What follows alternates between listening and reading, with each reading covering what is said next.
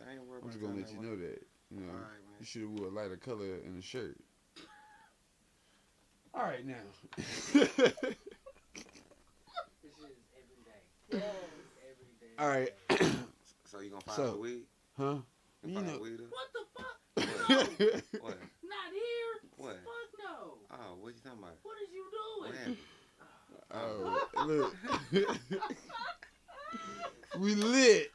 And welcome back to another lit episode. You know what I'm saying? Yeah, we took a little break, but we got a little treat for you. We got super Dave. You know what I'm saying? Berry up in this mug, man. Tell everybody how you doing out there, man. Man, I am great, really great, extra great, really good. You see, he great. He like nigga Tony the Tiger, great, nigga, extra good. You know what I'm saying? Well, you know how we do it on lit. You know what I'm saying? Today, you know what I'm saying? We got a special podcast for y'all.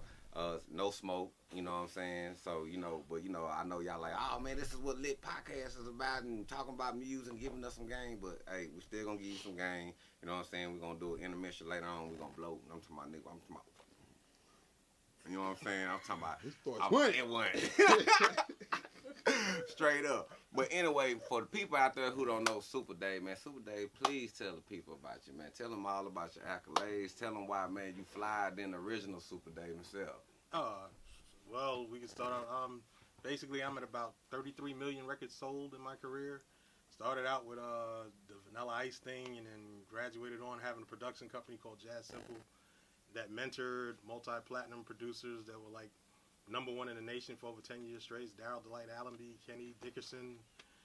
Basically, some of our history is like we did records like the Busta and Janet record and, you know, all of that Silk and Gerald Levert records from the 90s and still going. And we got Grammys and American Music Awards. All right, hold time out. I need you to take a breather. Because they got to be able to understand. Soak up. No, they want to soak up all of that. You keep it rolling. We rolling. That, look, man, just for myself, that was a lot of sauce. I'm getting chills right now.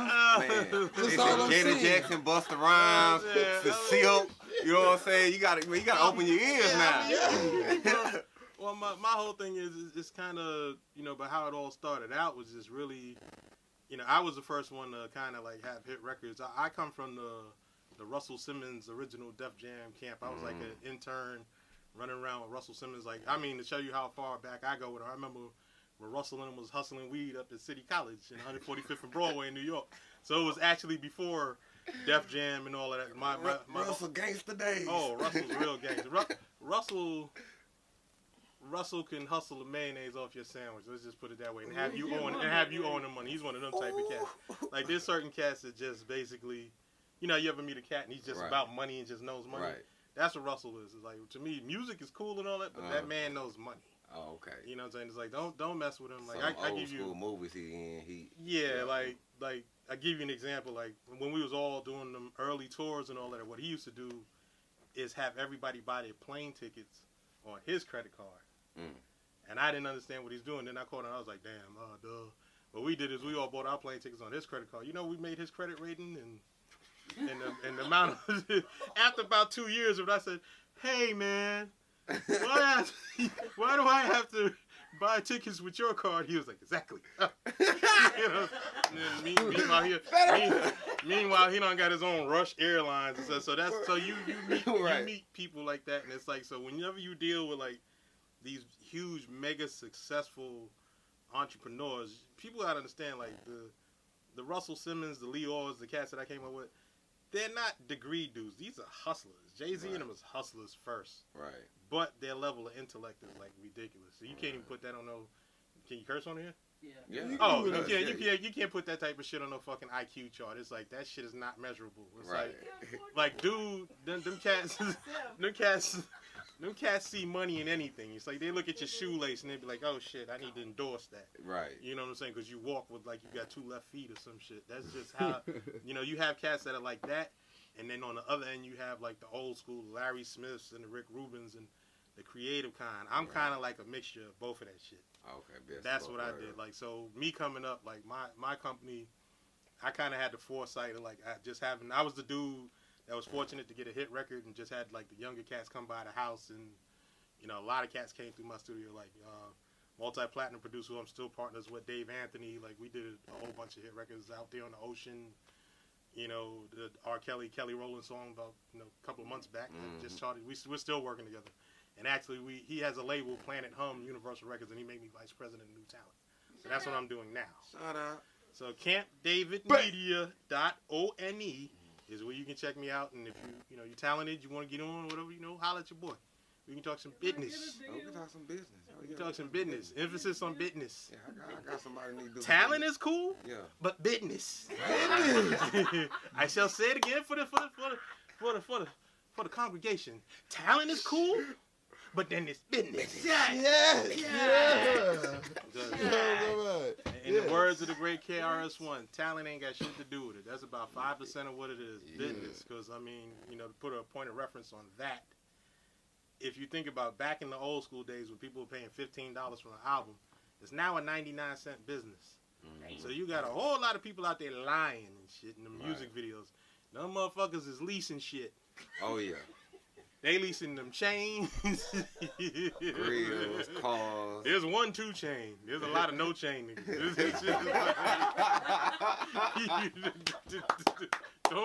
Don't fall for that bullshit. Yeah, there's a lot of green. Like we there's a lot of green screen and shit. There's a lot of green screen Lamborghinis and shit. They ain't but a handful of motherfuckers. Cause I'm like, ain't but 5 people cutting checks in the music game. So. Man, don't believe the bullshit. Don't believe the hype, boy. What he say? Don't believe the hype. So if you want to put your bones in and do your work, that's how you be successful. And then, what I like to tell people is, you know what your enough is, because ain't everybody gonna be no damn platinum artist, and can't everybody do that shit. It takes a whole lot of luck and timing to get in that position, as well as, you know, being able to maintain that. Right. You know, and making a lot of smart. Again, what's that I said? Talent? Talent. And then it's business. You know what I'm saying? The business is what keep you where you at. Man, what you think about, like, some of the cats that come in, you know, and they want to record all the time, but, you know, they don't know what it really takes to make a project or even a single, you know?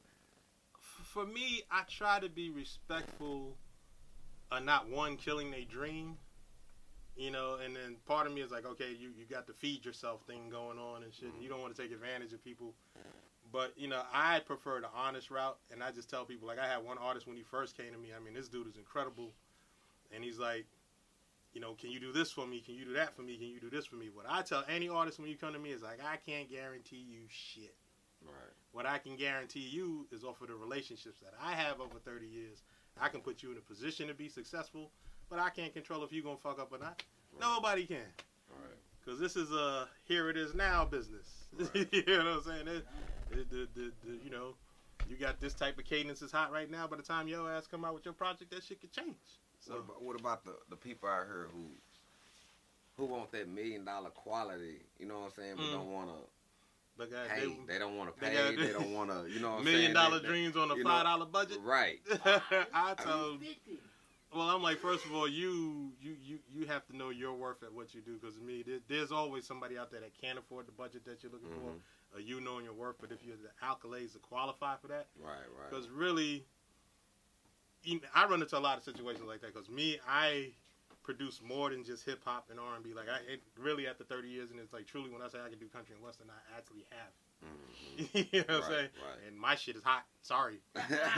sorry. People get scared by the black skin and shit, but I make hot ass country and western, especially since country and western now has a hip hop drop beat to it, a back beat to it. I'm like, y'all done fucked up and let the hood in that game. Oh, yeah. Sorry. There's gonna be a lot of rap tunes. There's gonna be a bunch of angry people around with that one. But you know, to still be respectful on what it is that you're trying to accomplish, because it's like, you know, these guys they want the $1 million. They know what they want, but they actually they really don't respect what you have to do to get to that process. So it's your job to kind of teach them. Right. That's not how that works. Right. You know, you can't, if you get a Bentley with a damn Volkswagen engine in it, you know, that's what you got. You got a Vunklin. Yeah. A Vunkley. That shit ain't gonna work. It ain't gonna work. You know, you can't take it to the shop. You can't get that shit fixed. Ain't nothing you can do. So it's just like, you know, getting these jacked up records, or you get exactly what you paid for. Yeah. Yeah, that's true. That's true. What about? Okay, I heard you working with Pandora. I mean Pantera. No. Was it what? That was his teacher. This is Dave DeBerry. That's super bad. Oh, he worked with the rock band Pantera? Because I actually worked with him too back in the early Def Jam days. So I thought you told me. No, I come from a cross-cultural background. Thing, when I first came into music, I actually was taught how to produce and stuff through heavy metal teachers. So I've actually worked with In Living Color, Vernon Reid, the rock icon is on speed dial. I play instruments. I'm from that old school. Right. So I can play instruments. I can sit at a keyboard and I can program with the best of them, and that's just honestly how I came up, because really that was by necessity. Because when I was doing sessions, and it's like, damn, I need a bass player. Wouldn't nobody ass show up, or they want this amount of money? So I was like, okay, all right, like ain't got a guitar player. So it was like that's where the whole Super Dave thing came from. Because it's like when we would sit there and do a session, it's like, oh, the guitar player won't come in. I was like, I didn't know any better, but I was like, okay, I'll play it. Right. They like, damn. Then it was like, damn, nigga, what don't you do? They said, you Prince? I'm like, no. Because I actually got stories about his little ass. Prince. Tell me something. I want to hear something about Prince. I can tell you. Okay. Okay, moments. I did, like with the movie Crush Groove. Like we was all coming off. The movie Crush Groove, that was the Russell Simmons story or whatever. But with the scene where I guess he's in the piano room with Sheila E., back in them days, I kind of had a thing for Sheila E. or whatever it is. But, she used to eyeball me back. So, all of a sudden, now what happens is you hear over the loudspeaker, your boy Prince had his bodyguards talking about if anybody get caught looking at her, they got to go. I knew who the hell he was talking about. So, he said, we really not understanding that, like, what makes you think we going to leave? I'm like, I'm not getting it. So he says... And this is Prince? Yeah, this is Prince. Prince, like... He sent goons at you? Oh, he sent on, what's his name? Hucky, the big bodyguard and shit. and I guess, and again, I was like, I guess that's the way, it's like, that's the way you do things in Minneapolis or whatever. But I'm like, you sending this one bodyguard dude, and I'm like, this is all Hollis, Queens, and the Bronx sitting right here. Like that. And you know what I'm saying? So dude came in there all brolic and shit, and it was like, it was like, yo, you gotta leave and shit. And I'm just kind of like, I don't really have to leave.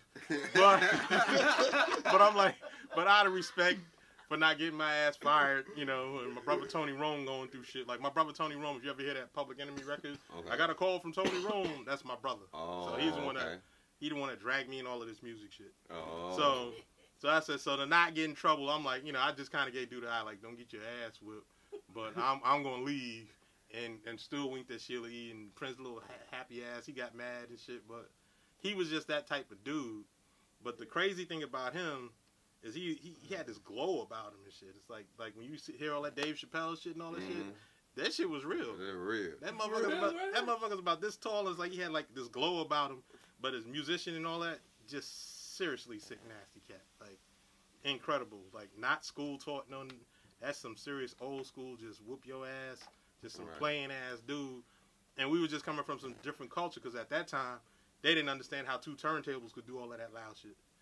You know what I'm saying? Because we used to, in New York, there's a studio, it's still there, called SIR. And that's a rehearsal studio. So this shit is like American Airlines Arena type stage, and they up there rehearsing and shit. Like, yeah, we badass in the purple suits and shit stomping. And then meanwhile, you got us with, weed heads and shit, and Adidas and shit, and dirty shirts on. We come up there with two turntables, like, all right, bust that ass. You know what I'm saying? So it's like, it was cool because he actually embraced the culture. Okay. Like back at that time, you actually had other bands just hating like hell. Yeah.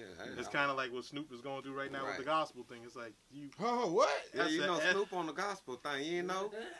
Snoop got the. See, that's why we ain't need no weed because Miyagi behind the camera is just like, right now he's scratching his head and shit. He's like, what the fuck? What? Snoop doing gospel? Look, I showed him that. Snoop, look, sometimes some things I don't be believing. I go to sleep and you better believe that when I wake up. You better believe that Snoop. I gotta see it again. That joint that the joint he did with B Slade is incredible. Sick. That's some Parliament Funkadelic. And to me, I mean, it's kind of like when I did that project with doing with Stephen Q. Yeah. There's a song that I did called Man Up. And Man Up is basically about, it's a message to millennials to not be afraid to fail at shit. Right. Don't be scared to try shit. Like, because too many cats is comfortable in their phones and thinking they done did some shit because they selfie famous and shit. Motherfucker take a picture like this and shit and got like 1,000 likes. I was like, nigga, ain't nobody buying no tickets to your shit. They just like the way you cut your hair or the titties you got or some shit. I'm like, that's not real. That shit don't pay no bills. Yeah. He's definitely the right guy to be on the podcast. Right. Yeah. This is what lit is about. Like, we pay homage, but we also like we try to share artistry and really is business. You know what I'm saying? What you I mean, business. It's business. What we say? Because talent, that's cool, but business is what's gonna pay your bills. And what you think? Speaking of business, what you think? Like, especially for let's talk for producers right now, because I haven't really attacked producers lately. What is the best thing for producers to do to take care of their business? What should they start from besides making beats in order to get sales, placements, or even some type of recognition? I mean, it's kind of an oxymoron because nowadays it's easier to make more money through a whole lot of lanes, as opposed to, like, for instance, we did a record and a remix paid like $70,000. So it was like you got one remix back in the day, and you were good for the year. Nigga, you lucky if you get a chicken sandwich out of these budgets these cats got nowadays. But the situation is there's a whole lot more opportunities because everybody's trying to do something. Right. And the way that you make money nowadays, in my opinion, as a producer, is basically through endorsements. Because label situations, or creating your own demand for situations. Right. That's one way to do it. But as far as protecting yourself, you go through the channels to be set up with royalties. I actually, if you're going to do writing and get involved with writing and publishing, for me, I just be brutally honest. I say sign with CSAC because ASCAP and BMI have been doing it so long, they're not the hungriest cat in the game no more. Right. So you want to be down with the hungriest cat who's going to fight to get you more money, who's going to fight to actually get you work. And to me, ASCAP and BMI tend to take care of people that are successful. If you're not so successful, you kind of assed out. Right. Because BMI, your ass owe me money. That's right. I'm saying it all over the y'all couldn't find a damn royalty check if the shit came and smacked you in the ass. Oh. Y'all just ridiculous right now. It's real ridiculous. I'm like, real shameful. Just shameful. Shameful, BMI. Just shameful, man. That shit just shameful. Got all these people music out there ain't paying nobody nothing. Ain't paying nobody nothing. I got shit all over TV. You can't find a check. They answering questions with a question. Yo, who got my money? Who got your money? that's some bullshit. So I mean, just from my personal experience, I'd sign with CSAC.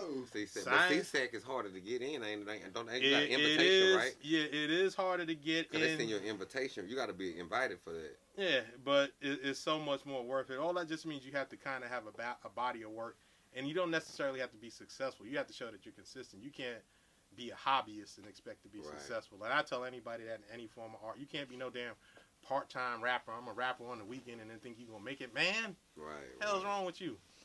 That's not it. You know what I'm saying? That's not realistic. You can't be no producer. I got Fruity Loops and an MPC. That means you're a beat maker. To be a producer, you have to be able to get a job as a producer. You have to be able to respond to certain things that are asked of you on demand. Like, to me, if they call me up right now, if Jimmy Blues Ford from whatever calls me up to say, hey, I need a country and western spot for 30 seconds and I got $5,000, I got to get it done. Mm-hmm. You know what I'm saying? That's what a producer does. You know, you can get called for an opera gig. Like, actually, right now, I'm producing the National Arab Orchestra out of Dearborn, Michigan, and I don't even have no weed. Meets hip-hop. It's called East Meets West. You know what I'm saying? With Kenny Flavor and Michael Ibrahim, and we're getting ready to do that for Netflix. So I have to be able to negotiate and navigate in those languages. I can't talk to no damn orchestral conductor about Fruity Loops. He don't know what the hell that is. Right. You know what I'm saying? Now the other thing, my dude Kenny Flavor has an endorsement from Akai. So we're sitting there with an MPC. So you have to be able to navigate both situations. And all that comes from, and that's not to belittle anybody's talent, that comes from you knowing and having a vision. That's what a producer is. A producer is a creator. That's why you hear Kanye say, I'm a god. Because he created. Everything he got, he did create it. Mm-hmm. You know what I'm saying? And everybody has that talent. So you just have to find your lane, be passionate about it. And it ain't for everybody. You know, like they're like, to me, I tell people a hater is nothing but a confused admirer. And what's that thing we say, honey? That what LL said? You know, make them hustle so hard that your enemies want to work for you. There you go. Hustle so hard that your enemies want to work for you. And that's when that's okay. when you know you're there. Cause I get them calls all the time now. Hey man, you got a gig? I'm like, Right. All right, cool. That's cool. And that's another thing, gigs. That's another thing, like especially like a lot of artists out here, it's hard for them to get gigs. Why is that? Well, the reason that it is because you kind of answering your own question, because they're going out asking people to hire them. You don't go out looking for a job. Be the damn job. That's the mentality we had. Mm-hmm. You know, where's your hustle at, dog? Right. You know what I'm saying? Like what we saying, we gotta stop. Yeah, start doing our own venues. You create the demand for it, because you got to understand, if it's not status quo, people don't understand it. Right. You know what I'm saying? The reason that it's called pop music is because it's popular music. Right. And it was unpopular until it becomes popular. That means you have a demand for it, and at that point, it really takes care of itself. Right. But all like back in my, I ain't gonna say back in my day, I ain't dead yet. By the way, I did do that, and I don't recommend it. But we're gonna talk about that. But anyway, the whole thing with that is the underground, like in the early, let's say the 90s New York City scene. Our test market was a club called the Soul Kitchen. Now, if you can imagine going like what's a club out here like Sendaga? That's my dude's on it. Sendaga 813 or something like that. You got the nice stage set up or whatever, and you had an owner that's gracious enough to let us crazy kids test our talent out there. Now, this was the lineup at the Soul Kitchen on every night. You had a band called The Roots. You know what I'm saying? Who was playing music for everybody, just letting them try stuff out. Then you had like Jaguar, right? You had comedians come out, like this guy named Dave Chappelle, who was getting booed. You know, you know what I'm saying? You had this crazy dude who was like, yo, I'm the best, I can make beats, bum, bum, bum. This dude was going up against my boy Nobody, and this dude name is Kanye West, you know what I'm saying? But it's like when you have that type of energy and you create that consciousness, it's not going to be denied. There's too many people out there now that call themselves an artist that's looking for approval. And that's not art. Right. That's employment. You looking for employment. Right. If you looking for improvement, like, how do I look? Man, fuck that. Right. Do you. Right. Stop worrying about what all these fucking haters is thinking. Do you. Do the best you got and bust ass. And everybody's going to want to be like you. And that's what makes you an artist. That's what makes you a superstar. There ain't nobody that's a superstar that cats don't want to be like. Like, even if you look at Michael Jackson, Timberlake wanted to be like him. Fucking Bruno Mars wants to be like him. You know what I'm saying? Chris Brown. All of them, because he set a blueprint that's really become an iconic standard. Nita. And then it's because of status quo. That's why that shit worked. That's why they all singing that same key. They all got that same energy. They all got one or two Mike's moves. Before that, Mike looked at James Brown and Jackie Wilson. You know what I'm saying? So to me, there's a thing about being influenced by something as opposed to imitating this shit. 20 seconds. Yeah, so it's about taking it and making it yours and winning from the ending to the beginning. It ain't how you start, it's how you finish. Say that again. And this is with no weed. That's straight. And then I also want to talk about, what's your favorite piece of gear? Like, what you love working with in the studio? Like, I'm talking about from microphone down to preamp and interface. Don't be talking about no U47 neither. Really, they ain't got old RCA ribbon mics and shit. But yeah, but U87s is cool. That's like or I actually like 414s. I'm not AKG 414s because them shits work pretty much for every situation you got. And coming through like an Avalon mic pre and, you know, Neve compression and stuff like that. But that's like on some studio shit. But I'm like, you can make hit records. Like I use an M box at home with, I used to have like a whole Summit rack and all of this stuff, but I just go right through the pre and just use plugins, and it tends to work. Yeah.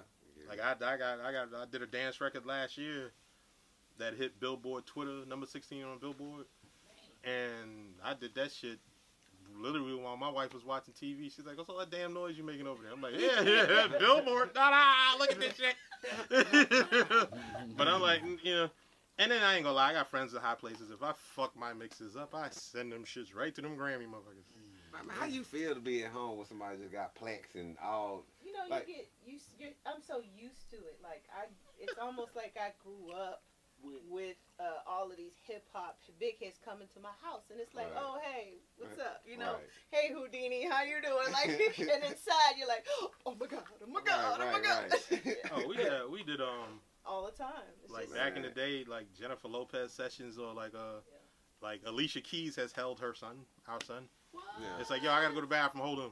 Yeah, you know what I'm saying. And then studio Quad Studios in New York is the studio like with a famous Biggie Tupac thing. We actually used to record in that room, and what there is, they have a hidden wall where there's a bedroom in there. So when my son was like, you know, infant, and my wife allowed me to come into sessions and shit, and I wouldn't come home all that night, you know, the interns or whatever, and sometimes the artists, like, you know, like a Mariah or whatever, they'd be like, oh, your baby's cute, let me take him into the room. I was like, oh, God bless you. Oh, have you ever did anything with Ashanti? With Ashanti? Yeah. Yeah. Hey, baby. Hey, Ashanti. Hey, baby. Yeah, shout out to my man Jeff Christie. You thought it up. Yeah. Matter of fact, we did all the demos that actually got her deal.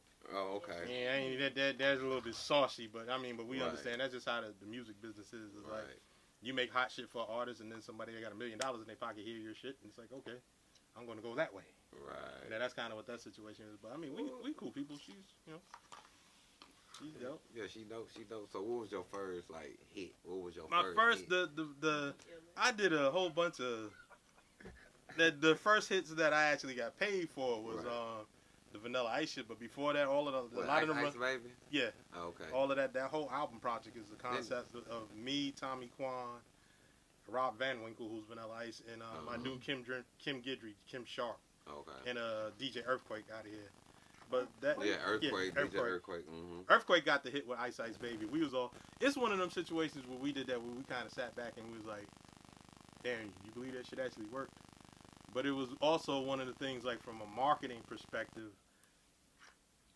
There was a club back in the day called City Lights and Monopolies out here in Dallas. I'm going OG, old school. Yeah, I'm going way back. I'm talking about my man U-Shay, the DOs. DJ U-Shay.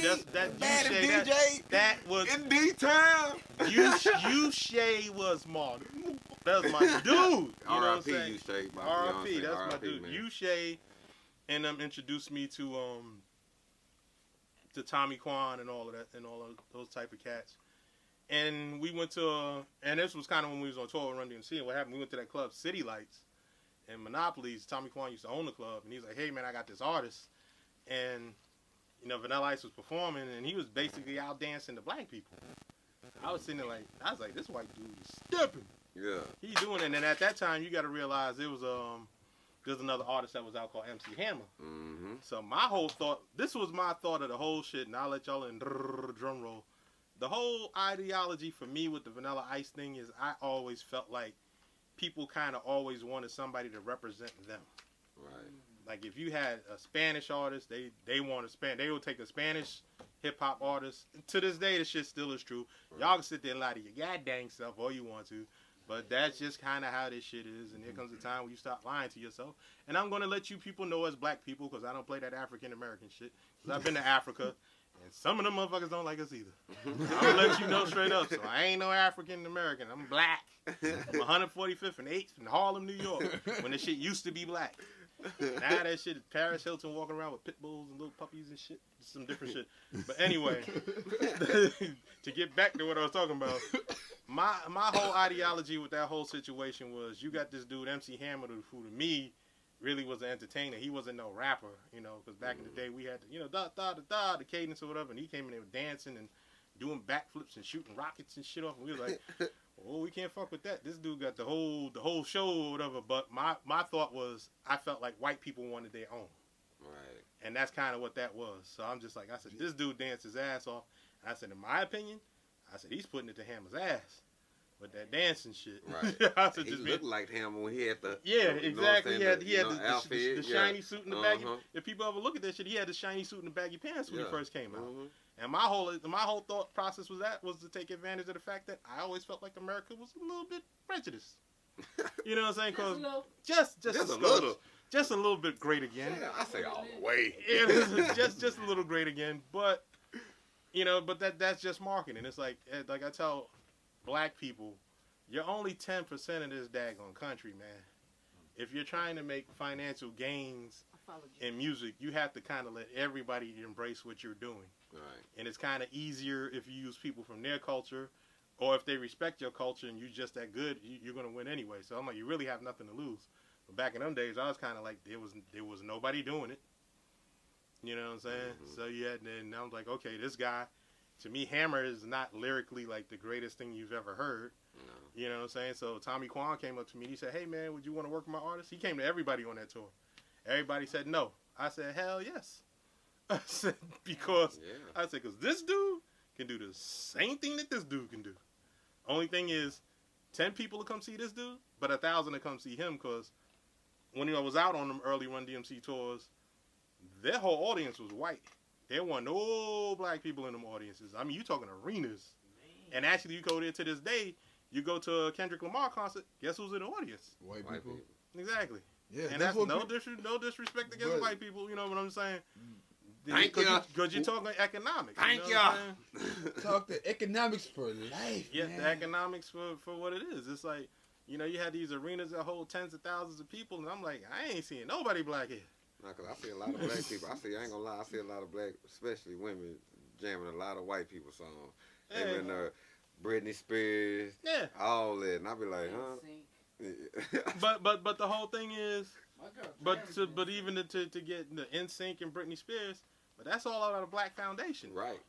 But so it's the same thing, you know what I'm saying? Britney got all her writing team was black, all her backgrounds was black, all her dancers was black, all her bands was black. When she first came, but that's my dude, Full Force. Yeah, and my wife remember when Full Force came by the house. Yeah. She was like, "That's Full Force." You know, I be up in that music. You know, I stay lit in that music. Yeah. You know, it's barely much people can miss me with on that music, but I be trying to. You know what I'm saying? But yeah.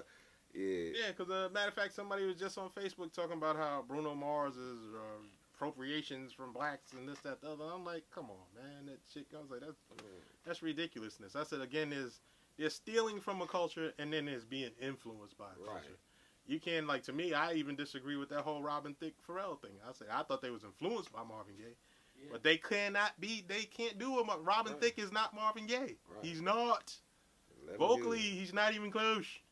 Not even, you know, culturally, culturally what he's singing. He's singing about blurred lines. Marvin was singing some impactful shit. You know what I'm saying? I want you. I love my woman. What's going on? Robin was not that deep. So I'm like, the two are not the same shit. So Pharrell, my dude, you had an asshole for a lawyer. You should have called me. We would have won that fucking case. and got that much of money. Little Richard. Woo! We would have got all that goddamn money. Woo! You hear that for real? I would have whooped that ass. All that money, huh? I'd have been like, I got influenced by Marvin Gaye, but I ain't steal this shit. I ain't steal I mean, like, see, his shit is an E flat with a semitone. Yeah. I said, because that's what they dumbass lawyers tried on you. You ain't saying that. I'd be like, shit, my shit is like 3 semitones off. It ain't the same shit. It's not the same. It ain't the same. Because, I was totally myself on there. You know what I'm saying? That's why we tell the people, man, there's so many ways you can go with that, man. I mean, technically speaking. Yeah. And again, what that goes with, there's talent, and then there's business.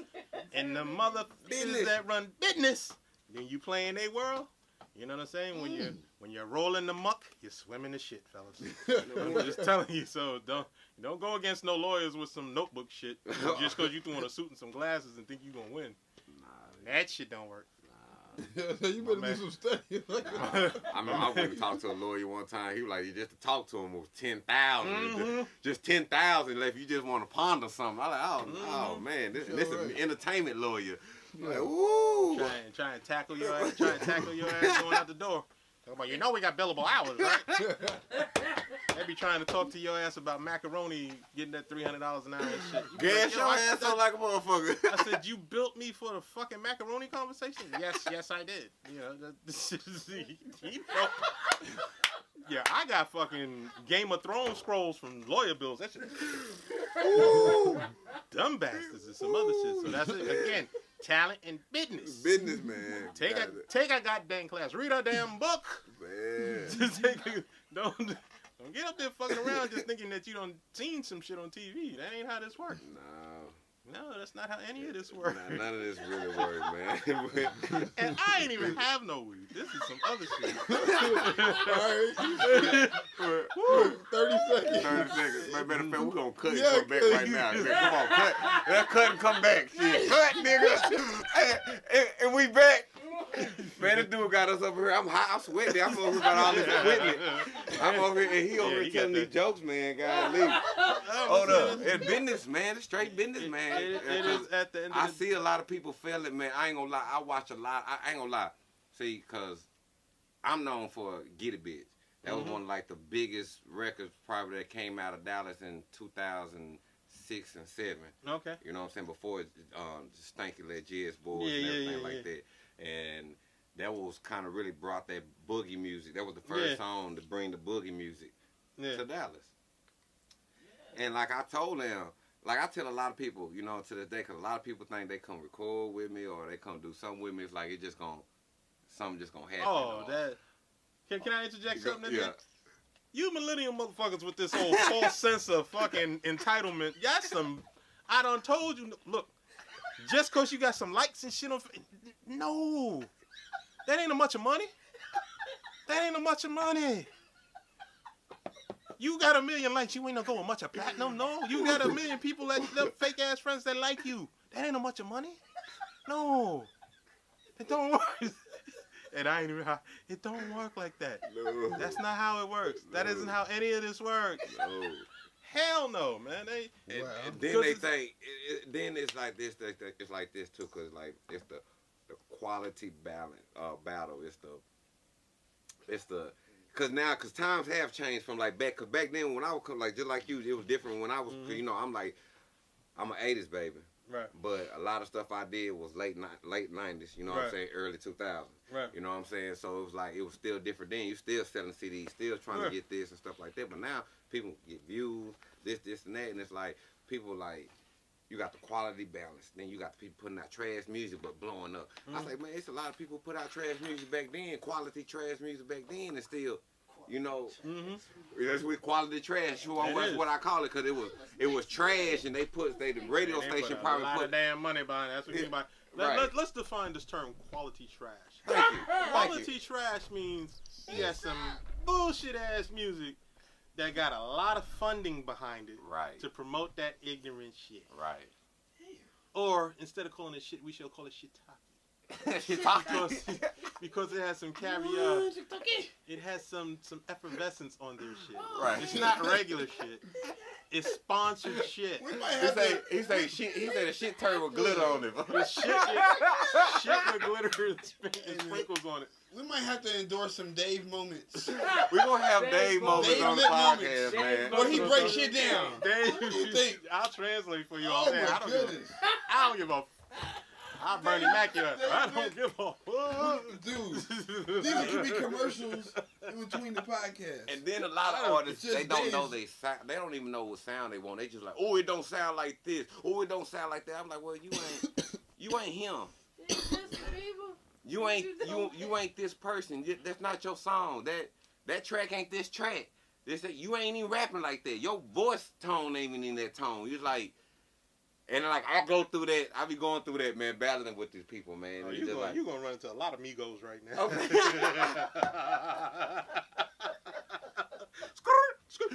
But you're gonna run a lot of that. You're gonna run a lot of them instead of it's gonna be like or some shit. I just tell them like Noriega, just relax, just relax. You know what I'm saying? Just relax. You know what I'm saying? Just let and see what you gonna do with it, man. You don't even know. You know, people don't even give time to let their music even do something. You know what I'm saying? Patience. That shit works. I'm like, man, I know a person that just dropped an album yesterday, and he just dropped 3 more just an hour ago. You know what I'm saying? I'm just saying. That's what I'm saying. Every time you look up, you know, like especially now. They confused. They don't know what to listen to. What nigga? Like it's like right now, people it's like they oversaturating they self too. Yeah. You know. Yeah, exactly. Yeah, they are. Right. Yeah. Because I will let the general public know most unknown artists. It takes probably like 2 years really to break a record, but the industry makes it seem like that shit was like yesterday.